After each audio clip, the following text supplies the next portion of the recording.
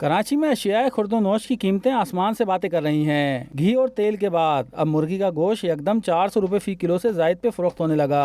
शहरी बढ़ती कीमतों पे परेशान दिखाई दे रहे हैं। गरीब आदमी कहाँ से खाए बेटा, जिसके 5 बच्चे हो मुर्गी खा सकता है।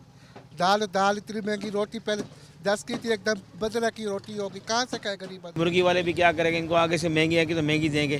पहले 200-250 थी, अभी 400 हो गई। हर चीज महंगी हो गई है, गरीब आदमी तो मर गए। ये आया है जब से कोरोना भी आ गया है, हम तो परेशान हो गए हैं, वो तकलीफ हो गई ये आया है तो। दुकानदारों ने कीमतों में इजाफे की वजह माल की किल्लत और फीड्स पे आई सेल्स टैक्स को करार दिया। बहुत शॉर्ट है, हमें माल महंगा मिल रहा है।